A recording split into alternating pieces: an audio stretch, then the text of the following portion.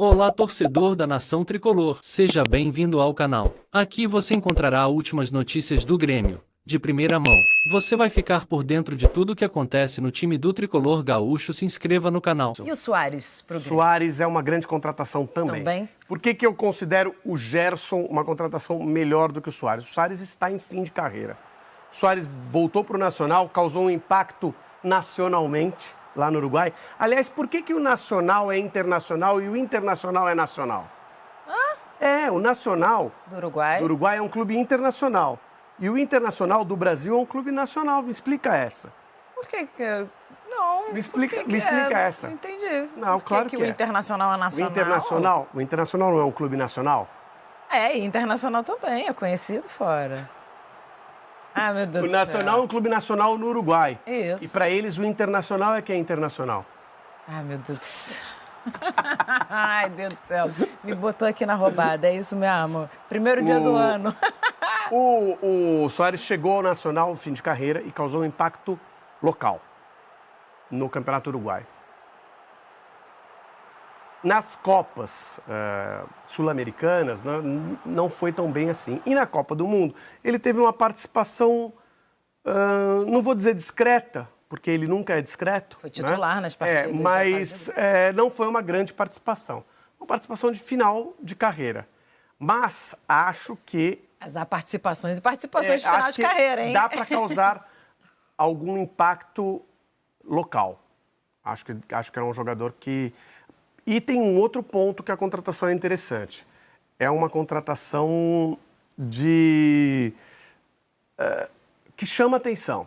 É uma contratação que traz o torcedor, claro. O torcedor gosta. As camisas celestes do Soares já estão esgotadas, já estão vendendo a beça. O Grêmio tem essa relação com o futebol uruguaio. Então, assim, é uma contratação de impacto, sim, no geral, como contratação, como marketing, tudo, que pode trazer um impacto em campo. Mas, nesse momento, na carreira, o Luis Soares é bem maior do que o Gerson. Sim, tá? sim. Mas, nesse momento, o Gerson joga mais do que o Luis Soares. A minha única dúvida um jogador no final de carreira poderia procurar uma liga onde, né, uma Poderia, americana... falava-se que ele ia para... Joga uma vez na semana, mais tranquilo. Não, ele está vindo para uma situação de muitos jogos, não é que a gente espere que vai jogar 90 minutos, mas vai ter um calendário intenso, né? E não tem mais a motivação da Copa. Uma coisa era ele no Nacional querendo se manter em forma para ir para a Copa do Mundo. Agora não tem mais essa motivação, né? Mas assim... Acho que tem uma nova motivação. Não tem a Copa do Mundo, mas tem o Grêmio. Acho que a torcida do Grêmio vai fazer ele entender que ele tem que jogar motivado. E acho que ele gosta de jogar futebol. Além da motivação de estar no Nacional e de ir para a Copa do Mundo, eu tenho a impressão de que ele gosta de jogar futebol. Eu acho que isso faz toda a diferença no jogador de final de carreira. Claro. Tem o jogador de final de carreira que está buscando alguns valores finais para a sua carreira e tem o jogador de final de carreira que está jogando porque tem muita vontade de jogar futebol. E eu acho que no caso dele é mais esse. E para acompanhar o Soares no Grêmio está se movimentando no mercado atrás de outras contratações, já anunciou algumas, está atrás de outras. A gente tem dois nomes sendo ventilados, né? O Michael, ex-Flamengo, que agrada muito ao Renato Portaluppi, ao Renato Gaúcho, mas que tem uma situação aí um pouquinho complicada com o clube que ele defende agora, o Al Hilal, está no transfer ban, não está podendo fazer essa negociação com o jogador, por enquanto. Existe ainda uma tentativa, uma esperança, mas não é tão simples assim. E o Douglas Costa, que a gente já até comentou no outro programa, né? Aquela situação em que existe uma dívida muito milionária, 7 milhões de reais, que o jogador talvez esteja disposto a abrir mão dessa dívida para voltar ao Grêmio. Por enquanto, o que se tem são conversas do jogador com a diretoria com relação a essa multa. Isso aí, você sabe que não faz o menor sentido, né? Não, o jogador abriria a mão eu sei, da mas multa. então isso para mim também não faz o menor sentido. Bom, mas aí pro clube faz, você troca uma multa por um salário, né? Sim, eu não consigo imaginar alguém assim, você me deve 7,5 milhões, tá? Precisa pagar e eu quero trabalhar para você. Pois mas saiu mal do clube, quer, de repente, refazer aquilo, porque... Precisa ver se o torcedor também quer, né? Não vai ser fácil. Na verdade, o que tá sendo proposto é bem difícil, inclusive, alguém querer fazer uma coisa assim, né? Se testar a esse nível. Eu vou dar a volta por cima e vou refazer a minha história aqui, né? Corrigir a impressão que ficou. Parece muito romântico para mim. Muito romântico. Mas Michael e Douglas Costa, ou pelo menos o Michael, ali nessa formação de ataque, é uma mudança, né? Para o plantel do Grêmio, para essa disputa desse ano. Já é desse ano, não é do ano que vem? Não, Michael me parece um jogador interessante para trabalhar. Com o Renato já se conhecem. Acho que pode ser um ataque bom, Michael e Luis Soares. Um ataque bom. O Douglas Costa, eu tenho muitas dúvidas, porque na volta dele, a demonstração, o que se esperava dele, não apareceu, mas não chegou nem perto de aparecer. E o empenho, a dedicação dele também ficaram bem longe daquilo que o torcedor do Grêmio esperava. Então, sinceramente, acho... Quanto tempo passou? Passou pouco tempo, mas ele foi e apresentou esse futebol em algum outro lugar?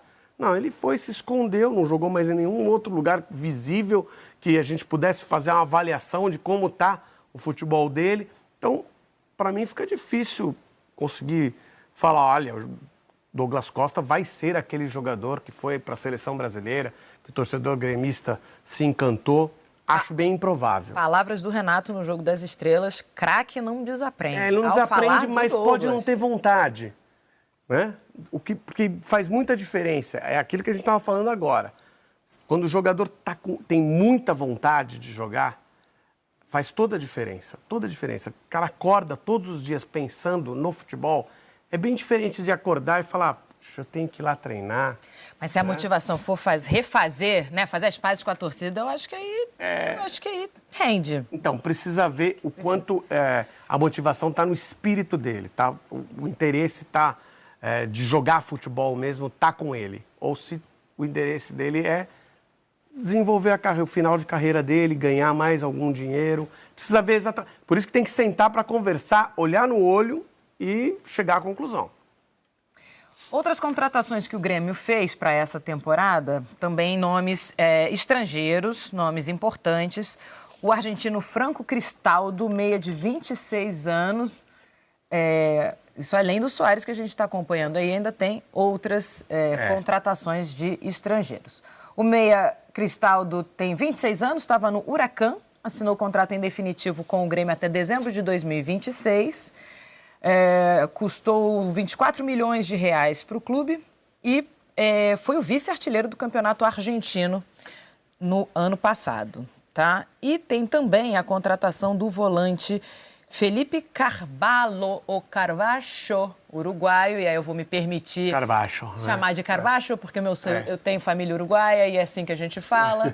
Então, Felipe Carvalho é um volante de 26 anos que assina o vínculo com o Grêmio até 2026. Aí a gente está vendo imagens do Cristaldo nesse momento, do argentino, chegando aí. Ele que na última temporada disputou 42 jogos com a camisa 10 do Huracan, 17 gols e 8 assistências. Um investimento pesado que o Grêmio fez para trazer o jogador, 24 milhões de reais está sendo apresentado aí. A observar, né? Porque o Grêmio não é só o Grêmio, tá? Tem muito time aqui no Brasil trazendo jogadores sul-americanos e o resultado, tem mais resultado ruim do que resultado bom. Você acha? São poucos jogadores assim, que você tem um maior número, os jogadores que se destacam mesmo. Né? Mas você tem Cano, Arrascaeta. Arrascaeta. Né? Se destacam mesmo. E o Arrascaeta era um jogador de seleção uruguaia já, categoria de base de seleção uruguaia, já tinha feito sucesso no Cruzeiro, quando o Flamengo pegou. Né? Então, o Cruzeiro é que foi arriscar. Né? Foi o Cruzeiro que foi arriscar. E nem era um risco tão grande, porque já tinha já tinha um indicativo. Mas a compra foi muito cara, também foi um investimento. O Cano foi uma tentativa do Vasco, que foi arriscada e que deu certo, e que o Fluminense também está colhendo frutos. Mas se você pegar, por exemplo, o Grêmio, vou pegar assim, um exemplo fácil, Campas. Que, inclusive, pode...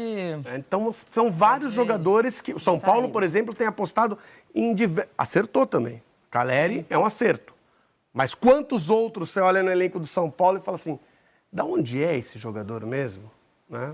Porque são jogadores que não se destacam aqui, não conseguem convocações para suas seleções, não são jogadores de grande impacto no cenário sul-americano. O Gustavo está me lembrando aqui, o Juan Fran, no São Paulo, veio num... Pois é. Saudade. Né? Não, tem vários exemplos. No